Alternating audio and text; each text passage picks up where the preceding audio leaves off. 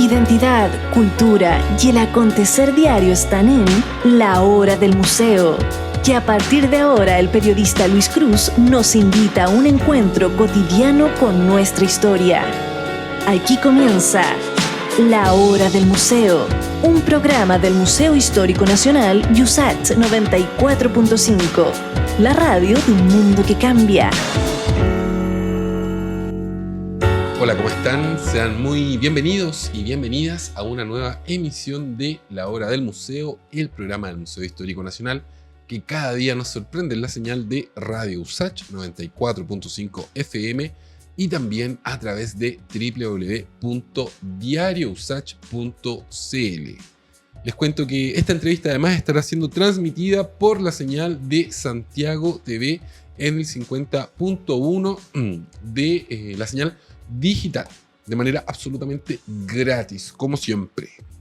Dicho esto, les cuento que hoy voy a estar acompañado de dos historiadores. Se trata de Verónica Undurraga y Stefan Meyer. Ellos han venido a la Hora del Museo para conversar acerca de este libro que tengo acá en mis manos. Yo había visto solo el PDF, pero ahora me llegó el libro impreso y está precioso. Se trata de Pioneras, mujeres que cambiaron la historia de la ciencia y el conocimiento en Chile. ¿Cómo están? Bienvenidos a la Hora del Museo. Hola Luis, muchas gracias. Gracias por la invitación a ti y al Museo Histórico Nacional para permitirnos difundir esta investigación que publicamos este año y fue muy relevante porque la comenzamos a difundir para el 8M, el Día Internacional de la Mujer. Quisiera que nos cuenten antes que todo la historia detrás de este libro. ¿Cómo llegan ustedes a este proyecto? ¿Ustedes estaban haciendo la investigación y se las pidieron como para publicar o les dijeron, oye, necesitamos un par de investigadores que hagan investigación sobre mujeres pioneras de la ciencia en nuestro país? ¿Cuál es la historia detrás de este libro? Este libro surgió de una inquietud que logré expresar en unas instancias en las que me tocó participar el año pasado, que era el Consejo de Igualdad de Género del Ministerio de Ciencia. Ya. Y en ese consejo había abogadas, había ingenieros comerciales, etcétera, etcétera, distintos representantes del área de la ciencia y de la investigación. Y dentro de esa instancia me surgió la inquietud de hacer una reivindicación histórica a las mujeres que habían marcado la historia de la ciencia en Chile y cuyas trayectorias no eran suficientemente conocidas. Claro. Y por lo tanto el libro se enmarca dentro de esta política de igualdad de género que desplegó el Ministerio de Ciencia. Por lo tanto, yo como especialista en historia de género necesitaba trabajar en conjunto con un especialista en historia de la ciencia y ahí nació la invitación a Stefan. Exacto. Bueno, también me sumo a los agradecimientos de Verónica por la invitación. Siempre ha sido un honor desde que el libro salió poder difundirlo, porque ha llegado a varias comunidades más allá de los historiadores. Yo creo que eso es muy bueno. Y el proceso, tiene como varias etapas, siento yo, hablando un poquito más de la cocina del libro. A ver, métanme a la cocina del libro. Cuando la Vera me contactó, planteó un poco la problemática. En un principio no nació la idea como un libro, se fue gestando de a poco, en la medida en que fuimos seleccionando las mujeres. Discutimos varios criterios, algunos de ellos que obviamente que hubiera fuentes, también tomamos que estuvieran fallecidas, que tuvieran cierta relevancia. Y la idea inicial era hacer una ficha biográfica, esa era como un poquito la idea, pero no solo la ficha biográfica o la biografía en sí misma, sino que enmarcada dentro de algunas problemáticas que guiaran o que le dieran algún sentido a estas biografías un poco dispersas. Y que además se enmarcaban dentro de distintos momentos, que fue la idea que llegamos para tratar de comprender el aporte real en el momento que les tocó vivir a estas mujeres. Entonces esa fue como la idea principal y fue creciendo a medida que fuimos buscando, fuimos discutiendo. Las biografías empezaron a crecer, logramos recopilar harto material, pero también hubo una dificultad, porque en ese minuto, estamos hablando de mayo más o menos del año pasado, las bibliotecas y los archivos estaban o cerrados con acceso muy restringido. Entonces Fue difícil hacer el proceso de búsqueda, nos acotamos un poquito más a lo que son fuentes digitalizadas, bibliografía, que no hay mucha, ese fue un gran problema también, nos dimos cuenta que no había mucho. Entonces hubo que trabajar con algunas fuentes quizá un poquito más acotadas, también tuve un poco tiempo para poder hacerlo. Esto se hizo entre mayo y octubre más o menos, la investigación. Pero se logró finalmente hacer toda esta síntesis de buena forma en la biografía, de enmarcarlo en el contexto y darle estos hilos conductores que explican un poco el relato de Pioneras o lo que Pioneras trata de decir. Claro. Me gustaría preguntarles a los dos, ¿creen ustedes que la igualdad intelectual entre géneros ha sido posiblemente una de las banderas más complejas a disputar por las mujeres? Y si es así, ¿a qué se debe que esta sea una gran base, ¿no? Que las mujeres no sean reconocidas como sujetos productoras de conocimiento? Bueno, se trata... De conocimiento científico, digamos. Sí.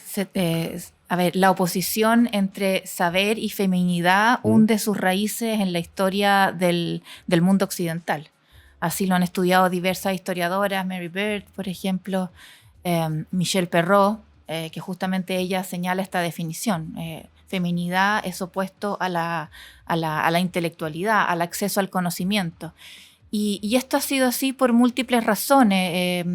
Está la matriz clásica, luego hay distintos autores dentro de la corriente cristiana, finalmente también hay influencia de Freud. También, claro. Exactamente. Por ejemplo, instalando a la mujer como un sujeto histérico, nervioso, el positivismo. Dominada por las emociones, ¿no? Exactamente. El positivismo del siglo XIX también instaló a la mujer como un sujeto nervioso, incapaz de controlarse, y eso en oposición a la racionalidad masculina. Bueno, pero también lo podemos rastrear hasta Aristóteles. Aristóteles planteaba que la mujer era un hombre imperfecto. Kant decía la mujer a la emoción y el hombre a la razón. Entonces, la verdad es que podríamos estar hablando horas sobre este tema. Milenios, recorriendo milenios de historia. ¿Quieres aportar algo tú, Estefan? Sí, estaba, bueno, reforzando un poquito lo que decía Lavero, que hay una cuestión como...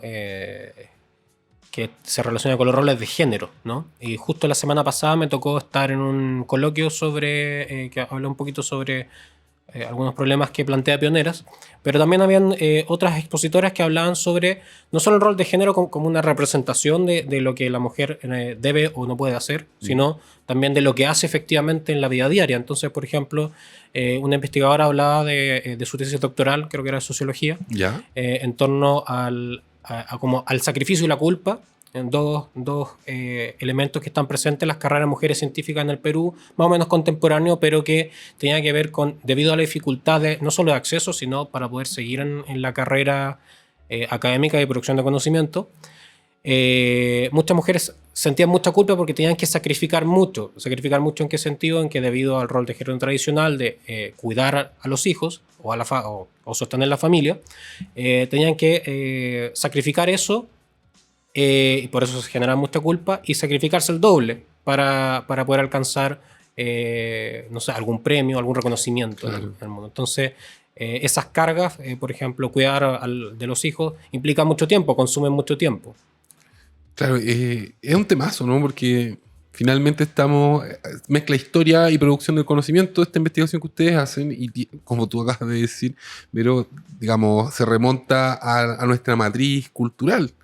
Sí, y lo que resulta más interesante es observar cómo estos condicionamientos, estas representaciones de la mujer como un sujeto emocional dominado como una mujer nerviosa, como se decía en el siglo XIX, se proyectan incluso hasta el siglo XX. Por ejemplo, hay estudios que han demostrado que en las clases de matemáticas, estoy hablando de un estudio publicado hace 5 años, que en las clases de matemática actualmente en Chile los y las profesoras dedican más tiempo a los alumnos hombres que a las mujeres. Entonces, ¿por qué? Porque asumen que los hombres tienen más facilidades para ciertos conocimientos. Entonces, ahí también hay una de los elementos que se perpetúan en la actualidad, que ya no necesariamente está vetado el conocimiento para la mujer, pero sí existen redes de significación que entienden que hay ciertos conocimientos más apropiados para las mujeres que otros. Claro. Oye, tenemos que hacer nuestra primera pausa de esta hora del museo. Para todos los que están escuchando esta entrevista, les cuento que hoy nos acompañan los historiadores Verónica Undurraga y Stefan Mayer. Ellos han venido a conversar acerca de un libro que a mí me ha encantado, esta investigación que tengo acá en mis manos. Se trata de Pioneras, mujeres que cambiaron la historia de la ciencia y el conocimiento en Chile. Y les tengo una muy buena noticia. Este libro está disponible de manera gratuita para descarga a través de internet. Yo, como siempre, voy a colgar el enlace en las redes sociales de la Hora del Museo para que todos y todas puedan descargar este libro, que de verdad que es un trabajo que me parece notable, el rescate de mujeres que han aportado a la ciencia en nuestro país. Nos vamos con nuestra primera pausa y luego continuamos con más Hora del Museo.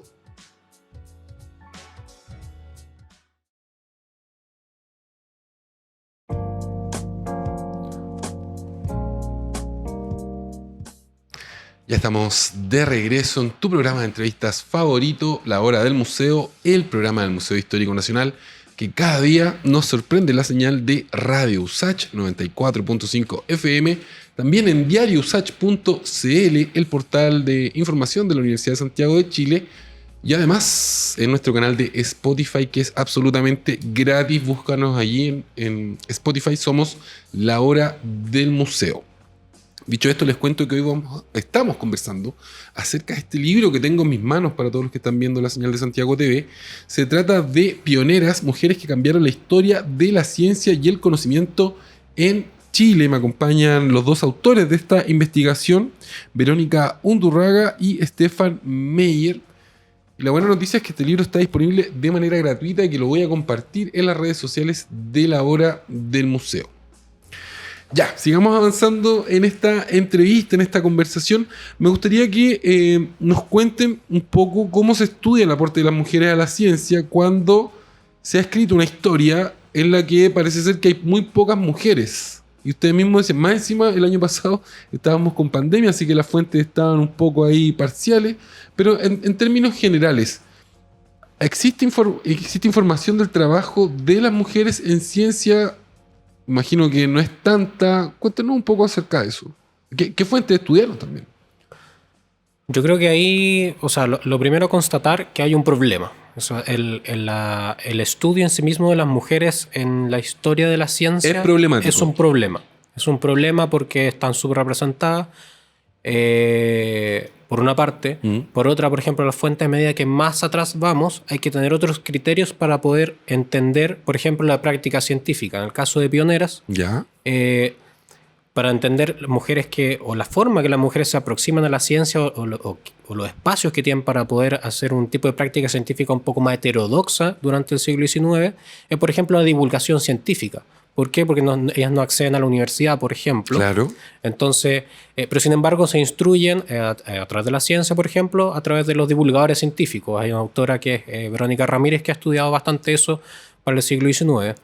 Entonces, por ejemplo, hay que ver que los textos que producen las mujeres sobre ciencia en el siglo XIX suelen ser de ese tipo, divulgativo, ¿no? Con otro tipo de lenguaje, ¿no? Entonces, no hay discusiones, o hay muy pocas, que son, por ejemplo, en revistas especializadas, como podría ser algunas de las revistas que producían instituciones que en el siglo XIX se fueron consolidando. Claro. Para el siglo XX sí ya hay un poco más de disponibilidad de fuentes, porque ya las mujeres empiezan a acceder a la universidad, no de manera masiva, en la primera mitad por lo menos, pero sí hay un poco más. Sin embargo, hay que tener como una cierta sensibilidad, ¿no? Esta sensibilidad que te decía para saber dónde buscarlas primero, cuáles son sus nombres, seguir sus trayectorias. Es difícil porque no hay muchos registros. No hay mucho registro porque ellas no escriben tanto, no publican tanto por su nombre.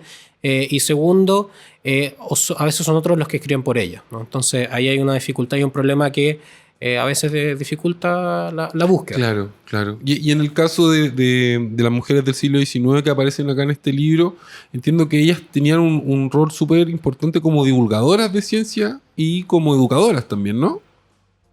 Sí, efectivamente. Tomamos dos casos en particular que creo yo que son realmente... Hay más. Los trabajos, como mencionaba Verónica Ramírez, lo han estudiado.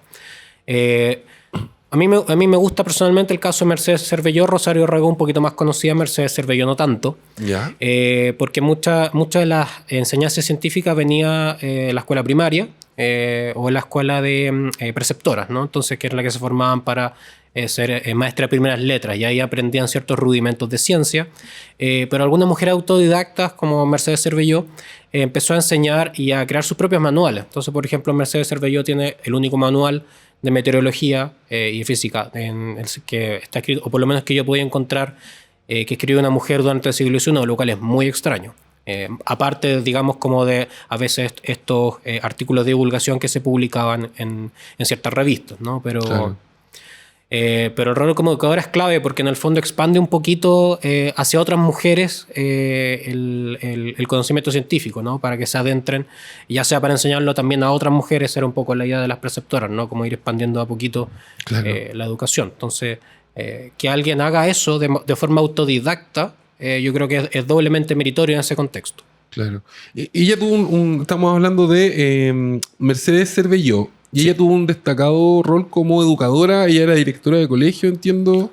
Fue directora y profesora de varios colegios en Chillán y en La Serena, y al final su carrera en Santiago. Pero más o menos en ambas regiones es donde se desempeñó digamos, en la primera escuela de preceptoras de Chillán. Claro. Y en La Serena. Y también en la primera escuela de mujeres que habían en la provincia de Ñuble. Estamos hablando en la década de 1850. Entonces, claro. Pero de ella no hay ni foto, ¿no? Y tampoco se saben sus causas de muerte.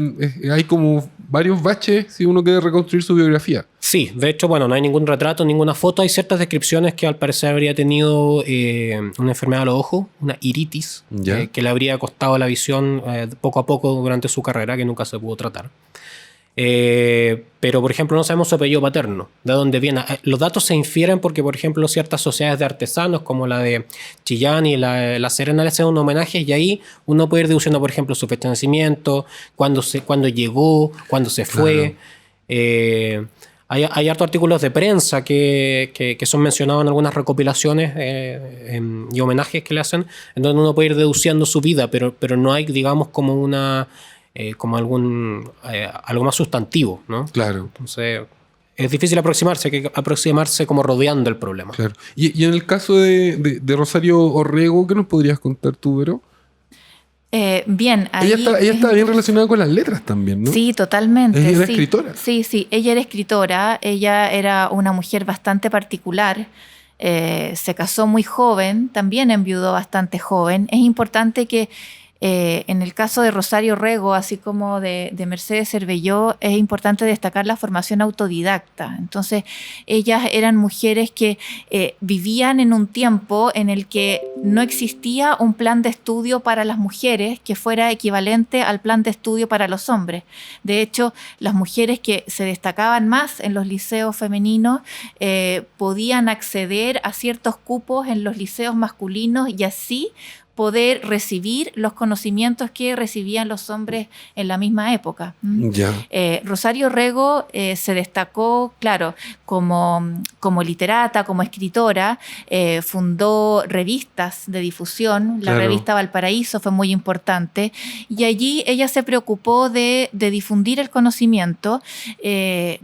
Traducían artículos científicos, sobre todo provenientes del mundo francés, y es interesante aquí porque claro, esta revista no solo difundía el conocimiento a un público, sino que a la vez ella, al invitar a otras mujeres a traducir estos artículos, estaba también haciendo un ejercicio pedagógico de difusión del conocimiento en esas mujeres que no habían tenido, una vez más, acceso a ese tipo de conocimiento porque las mujeres simplemente no tenían los mecanismos para recibir ese tipo de intelectualidad, de formación intelectual, de conocimiento. Claro. Digamos, tenemos que cambiar el switch para analizar lo que pasaba en el siglo XIX, porque es muy distinto a la realidad ahora, ¿no? Entiendo que las mujeres hasta el decreto Amunátegui no podían entrar a la universidad, ¿eso es así? Exactamente. Hasta el decreto Amunátegui 1877 las mujeres no tenían acceso a la educación superior. El decreto Amunátegui, claro, tiene el nombre del ministro de Educación que permitió que las mujeres dieran exámenes libres para acceder a la universidad, pero la verdad es que esta fue una lucha llevada adelante por mujeres importantes del siglo XIX, directoras de liceos de mujeres, directoras de colegios de mujeres, presentaron en distintas ocasiones solicitudes para que las mujeres pudieran rendir exámenes, para que sus alumnas rindieran exámenes para acceder a la universidad. Entonces, claro, este decreto lleva el nombre de un hombre, pero la verdad es que responde a una historia de reivindicaciones, de esfuerzo y de lucha femenina, claro, de distintas mujeres, sobre todo estas directoras de colegio. Ahora, no hay que ver el decreto Amunátegui como que marcó un antes y un después de manera inmediata en la inserción de las mujeres en el mundo universitario, de la educación superior. Significó que se abrió una puerta, pero que comenzó a ser ocupada muy paulatinamente. Claro, Eloísa Díaz fue la primera que accedió a ella. Luego Ernestina Pérez. Ernestina Pérez se graduó como médica solo una semana después de Eloísa Díaz. Pero claro, la inserción en términos de masividad, la inserción de las mujeres en la universidad fue muy lenta. Por ejemplo, aproximadamente 40 años después del decreto Amunátegui, la Universidad de Chile solo admitía un 10% de mujeres en su matrícula. Exactamente. Mira, oye, nos queda harto tiempo todavía para seguir conversando acerca de este libro, Pioneras, mujeres que cambiaron la historia de la ciencia y el conocimiento, junto a los historiadores Verónica Undurraga y Stefan Mayer. Quédense en la sintonía de la hora del museo, porque luego de esta pausa vamos a continuar con más entrevista.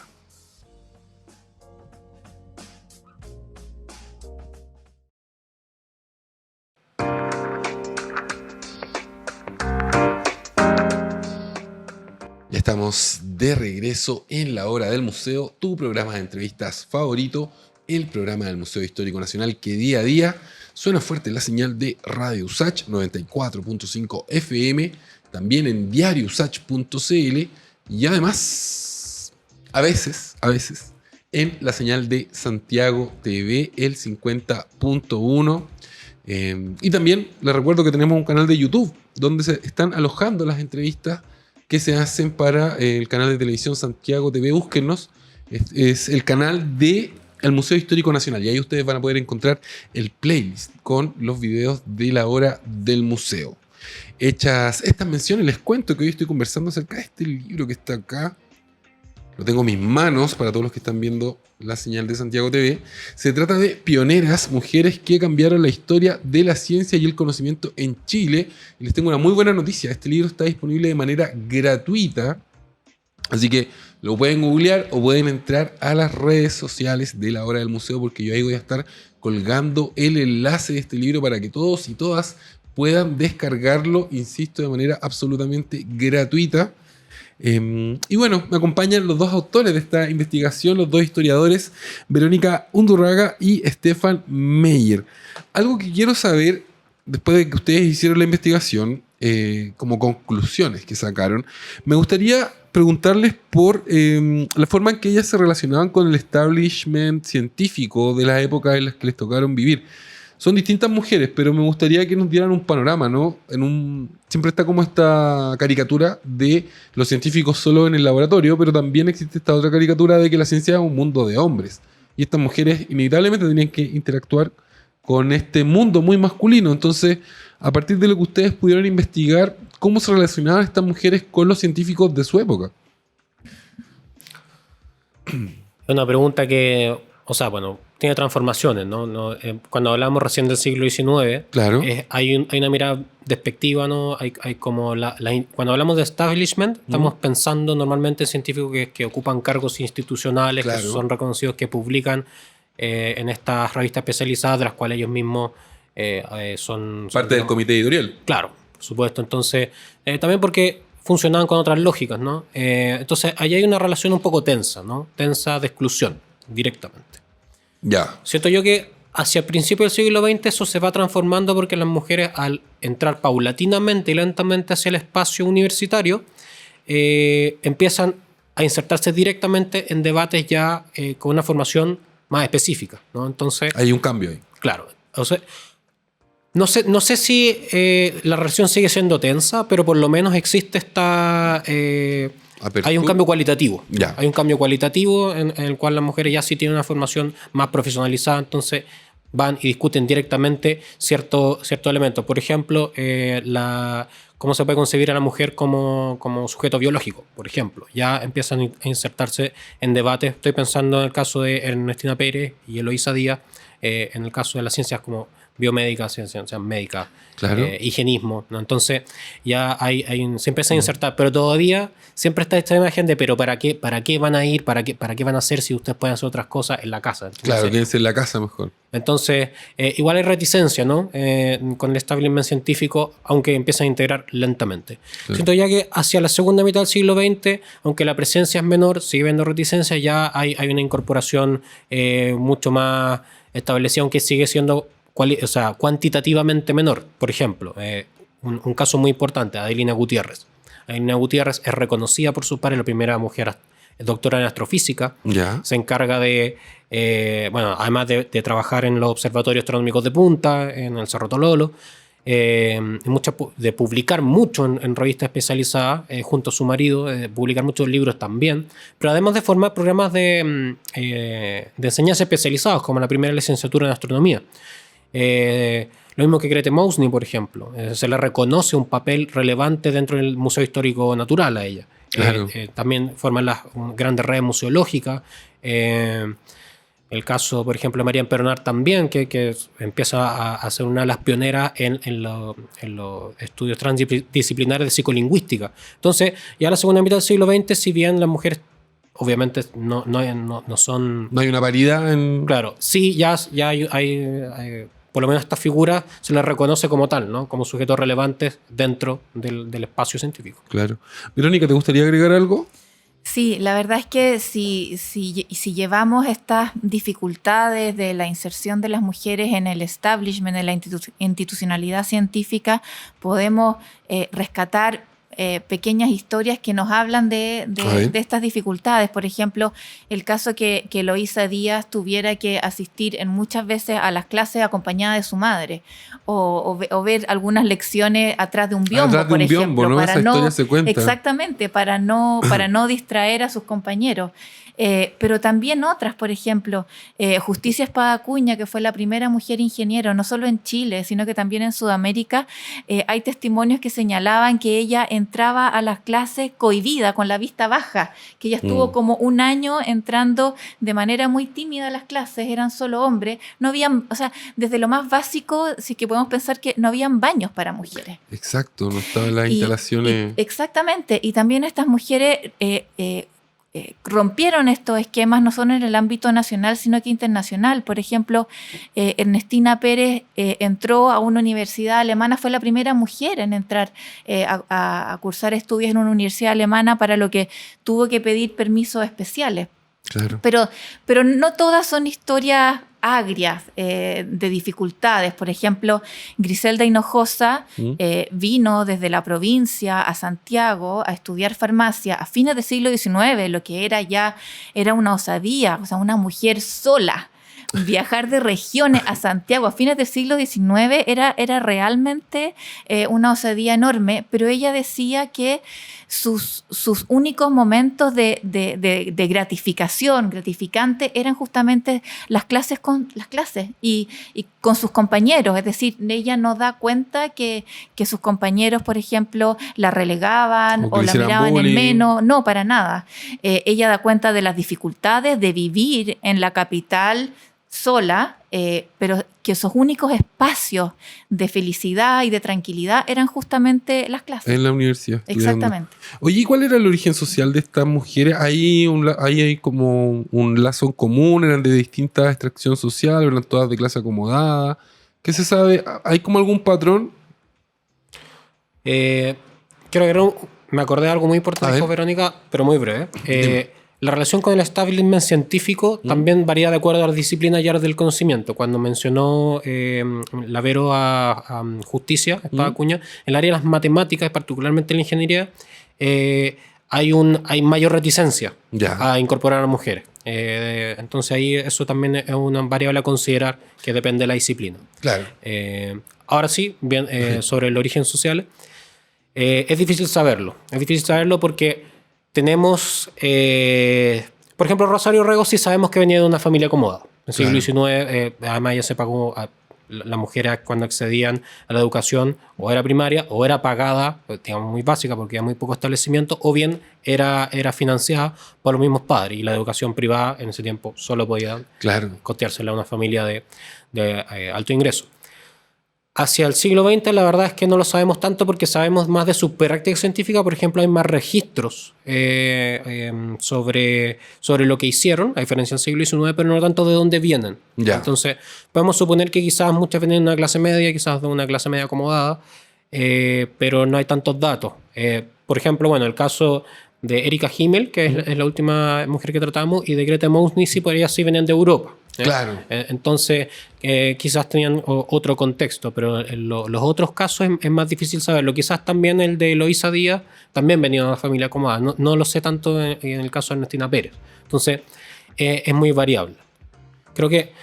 Y el otro que también se sabe un poco más sobre Griselda Hinojosa, que también venía de una familia de clase media, que se codeaba mucho con ciertos sectores radicales de Copiapó. Pero... también eso es interesante, que no todas las mujeres eran de Santiago, ¿no? Claro, sí, efectivamente. Por ejemplo, Mercedes Cervelló no era de Santiago, Rosario Rego tampoco, o hizo su carrera en Valparaíso. Griselda Hinojosa tampoco lo era, Mariana Pioneras tampoco era Valparaíso. Entonces, en parte también Pioneras trató de abarcar este otro problema en general de la historiografía chilena, que es cuando hablamos de historia de Chile, hablamos de historia de Santiago. Claro, Santiago centrista. Claro, entonces también tratamos de considerar otras mujeres que fueran de región. Claro. ¿Quieres agregar algo? Sí, para refrendar lo que señaló Stefan, hay un testimonio muy interesante de una escritora muy reconocida que usaba el seudónimo de Iris, se llamaba Inés Echeverría Bello. Ella en 1920, al dar cuenta de la precariedad de la instrucción que recibían las mujeres de clase alta como ella, que por algo se dedicaron al mundo de las letras porque era la única formación que recibían, y muchas de ellas fueron escritoras. Ella decía que en 1920 era impactante cómo había muchas mujeres de clase media ilustradas, como por ejemplo Amanda Labarca, con la cual convivió, y ellas, hablando por las mujeres de su clase, solo sabíamos rezar los misterios del rosario.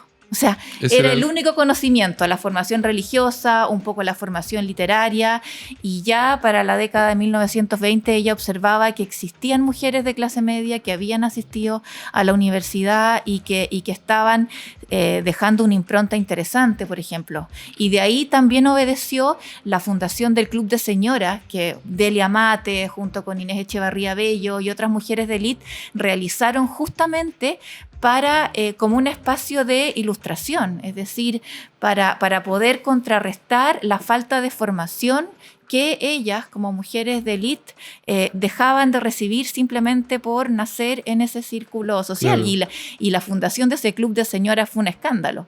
Fue un escándalo porque ellas también apelaron a ese escándalo al llamarlo club, porque era una forma de ponerse en parangón con el club de la Unión, al que iban los maridos. Entonces, ellas, en lugar de esperar a los maridos en la casa, a que él después de trabajar pasara por el club de la Unión, ellas estaban en su club, leyendo, opinando, etcétera, etcétera. Verónica, tenemos que hacer nuestra última pausa, sin embargo, todavía nos queda un bloque para seguir conociendo este libro que tengo acá en mis manos, este libro que ustedes pueden conseguir de manera gratuita, porque está el PDF disponible para que lo descarguen y yo lo voy a compartir en las redes sociales de La Hora del Museo y también en mi Twitter, que es @cruzpalcielo.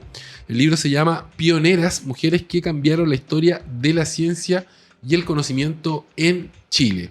Nos vamos a nuestra última pausa y luego continuamos con más entrevista.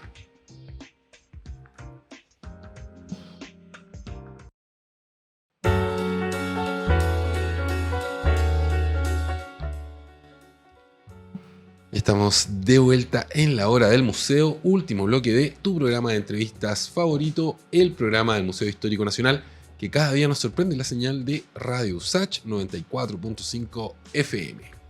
Les cuento que el día de hoy estoy conversando acerca de este libro, de esta investigación que me ha encantado. Se trata de Pioneras, mujeres que cambiaron la historia que cambiaron la historia de la ciencia y el conocimiento en Chile. Me acompañan los dos autores de este notable trabajo, los historiadores Verónica Undurraga y Stefan Mayer. Ya han salido algunos datos acerca de algunas de las mujeres, estas 10 mujeres que ustedes seleccionaron, ¿no? Como estas pioneras. Y quisiera que nos cuenten quizás sobre algunas de las que no son tan conocidas. Y quisiera partir por la última, que es Erika Himmel-König. ¿Qué nos podrían contar de esta mujer? Entiendo que ella se desarrolló en el área de la ciencia y la educación. ¿Qué parte? Parto yo. Bueno, un dato de la cocina. En un principio teníamos otra mujer. ¿Ah, pero, sí? Sí, pero por temas de fuentes, que de hecho es la primera agrónoma. ¿Ah, sí? Sí. Me enteré hace muy poco que hay una persona, una investigadora que está haciendo una base de datos sobre las primeras mujeres agrónomas, ¿no? Ya. Pero no encontramos mucha más información de ella, por el tema que había comentado antes sobre la fuente y las bibliotecas cerradas, en fin. Entonces, Verónica propuso a Erika Himmel. Y a mí también me pareció súper bien porque nos faltaba también alguien del área de ciencias sociales, de humanidades, entendiendo que la ciencia comparte muchas visiones, muchas metodologías también con lo que llamamos ciencias sociales e incluso humanidades.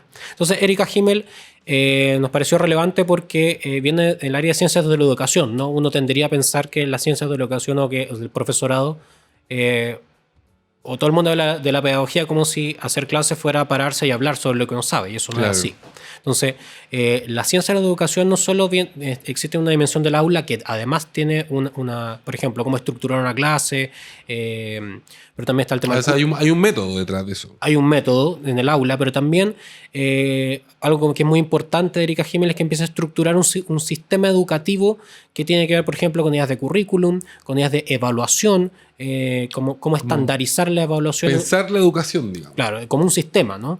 Es un sistema más macro, entonces no solo desde el aula. Entonces, Erika Himmel transita un poco entre, no tiene tanto trabajo de aula, sí en el aula universitaria, pero sí es más de políticas públicas, ¿no? Claro. Entonces empieza a estructurar un sistema a partir de instrumentos estandarizados que lo hace con otras colegas también, y eso es muy relevante, ¿no? Instrumentos que, si bien hoy día están fuertemente criticados, es interesante ver la visión que la de Erika Himmel, que es muy distinta a cómo se ha ido derivando o distorsionando los métodos de evaluación estandarizados. Entonces, la historia de Erika Himmel es importante en ese doble sentido, ¿no? De cómo deviene la educación y cómo el constructor de políticas públicas en educación tiene un rol científico también. Claro. Verónica, quisiera que nos cuentes ahora tú acerca de Marianne Peronart. Yo de ella no sé nada. Así que, ¿quién fue esta lingüista? Bueno, Marianne Peronart rompió muchos esquemas porque, bueno, el acceso de las mujeres a las ciencias sociales por las mismas disciplinas, como ha mencionado Stefan antes, las ciencias sociales tuvieron una construcción como ciencia más tardía en relación a las ciencias naturales, a las ciencias que también se llaman básicas. Entonces, el camino que siguió Anne Peronart fue bastante particular. Ella realizó estudios, por ejemplo, de lingüística, de filosofía, y ella generó una sinergia muy importante también con un colega. ¿Qué? Ella desarrolló prácticamente toda su carrera académica en la Universidad Católica de Valparaíso, y por lo tanto también nos interesó relevar su nombre porque es interesante ver, por ejemplo, que en esta compartimentación del conocimiento que pareciera que naturalizara a las mujeres dentro de las humanidades o las ciencias sociales. Y por ejemplo, considerando la alta matrícula de mujeres en carreras como pedagogía, educación, posteriormente literatura, por ejemplo, es distinto optar por esas disciplinas de humanidad o de ciencias sociales y luego desarrollar una carrera de investigación científica que permita construir conocimiento en esas áreas. Claro. Entonces, eso también ha sido difícil. O sea, hay una gran matrícula femenina en las pedagogías, por ejemplo, pero no necesariamente una alta representación de de investigadoras mujeres construyendo conocimiento en esas áreas. Eso se ha revertido obviamente en los últimos años, pero inicialmente también fue una impronta muy, muy compleja, que nos habla también de esta perpetuación del divorcio entre conocimiento y feminidad. Claro. Oye, se nos está acabando el tiempo, así que antes de despedirnos, quiero que nos cuenten dónde se puede conseguir el libro impreso. Entiendo que va a estar disponible o ya está disponible en algunas bibliotecas. Sí, exactamente. El libro se puede descargar de la página web del Ministerio de Ciencias. Tú lo vas a subir también a la página del programa. Y el libro en papel no está disponible para ser comprado porque esto formó parte de una donación del BID, entonces no se puede comercializar. Sin embargo, está siendo distribuido y espero que ya haya terminado la distribución en toda la red de bibliotecas públicas. La idea es que todas las futuras científicas tengan acceso a él y se sientan inspiradas y sepan que es posible. Claro que sí, de eso nos habla esta historia, ¿no? La historia de estas 10 científicas, de estas 10 pioneras de nuestro país. Les quiero agradecer enormemente que hayan visitado la Hora del Museo, felicitarlos por esta investigación, agradecérselas también, creo que es un libro muy, muy necesario. Si se quieren despedir, Estefan, Verónica, este es el momento. Sí, se me olvidó y quiero finalizar mencionando algo que debía haber mencionado al principio en la presentación. Agradecer también al equipo que estuvo detrás de la organización de pioneras, que si bien Verónica y nosotros escribimos el manuscrito en la investigación, fue el equipo que estuvo detrás, que lo dirigió Alan Bornick y Carolina Torrealba. Que gracias a ella el libro, si bien por tema de derecho de autor y de donación del BID no está disponible para comprar, sí está disponible en papel, entonces se puede revisar y también que esté disponible y que lo descarguen. Y agradecer también al equipo que ayudó a sacar ese libro. Ya pues. Verónica. Muchas gracias por la invitación. Siempre es un orgullo hablar de estas mujeres y también señalar que esta es una investigación abierta. Es una investigación que nosotros intentamos rescatar algunas trayectorias, algunas más conocidas, otras menos conocidas, pero hay mucha más información que agregar. Ya, pues es una historia abierta, entonces se va a venir un volumen 2 de pioneras quizás en el futuro. No nos queda más tiempo, me tengo que despedir. Reitero mis felicitaciones y reitero que el enlace para descargar este libro va a estar disponible en las redes sociales de la Hora del Museo y en mi Twitter, que es @cruzpalcielo. Les envío un gran abrazo, yo soy Luis Cruz, el conductor de este increíble programa de entrevistas y chao, chao, chao. Aquí finaliza La Hora del Museo, un encuentro cotidiano con nuestra historia, un programa del Museo Histórico Nacional USACH 94.5, la radio de un mundo que cambia.